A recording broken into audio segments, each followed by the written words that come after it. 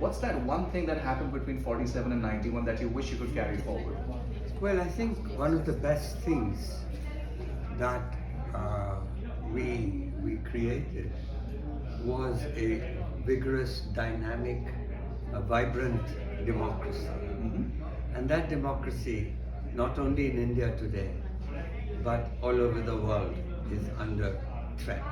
What I don't want is the license Raj returning, but I would love to make sure that we get back on track, strengthen our democratic institutions.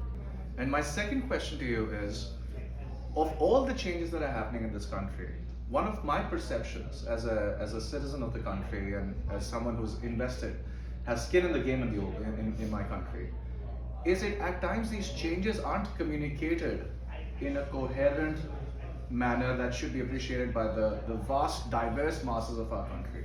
A, would you agree with that line of thinking, and B, how would you make them better? The flaw is the polarization. There is no dialogue between what we would call the old Nehruvian consensus and today. And the fault is on both sides. The reality is, and I don't know what an easy answer is that, but 75 years after independence, all the business of the government as well as the private sector, any serious discussion is done in English. But only 15% of Indians are comfortable in English. So if you're one of the 85% and you walk into a room where serious policies are discussed or whatever, you feel deaf. Imagine feeling deaf in your own country 75 years after independence. It's this kind of resentment partly that explains the rise of Hindu nationalism and so on. Truly appreciate it. In your discourse today, you continuously refer to India as Bharat, and I know that's deliberate. Right. Tell us a bit more about your thinking there. Bharat is the name that we've always given to ourselves and referred to us by that name. India comes from Sindhu and so on and so forth, so that's the word used by others for us. So I don't think a country should choose to refer to itself in a name that's been given to it by an outsider. And for among the oldest civilizations to continue to refer to itself by a name that's been given to it by an outsider and reinforced by a colonizer, I think doesn't exactly cover it in glory.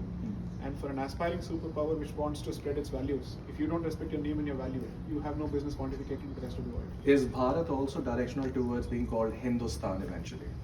Not Hindustan, because that was given to us by the Mughals. I hope it is more about a Hindu civilizational state. Even if it is about a Hindu civilizational state, the constant fear-mongering about that is that it has no place for minorities, which is not true. If I choose to retain my ancestral identity, and I still choose to accommodate others within my home, they are not at loggerheads with each other. Correct. All I am saying is that allow me the dignity and the freedom to retain my identity, while I will preserve your space as a minority. Is Sai a pacifist? Is he a reformist, or is he an alarmist? I'm a civilizationalist who is a realist. Okay. I'm not a pacifist by any stretch of imagination. A pacifist chooses to not pick up the weapon even when it is called for. Whereas Hindu Dharma says that Kshatriya, or the spirit of the warrior, is important. So I don't believe in pacifism, and certainly not blanket pacifism. Understood. I don't believe in violence, but I believe that force has its own value, and those who don't realize the value of force and acknowledge it are bound to perish at the end of the day. I am certainly not an alarmist. What I say might seem alarming to those who refuse to acknowledge facts, particularly when I present documented facts.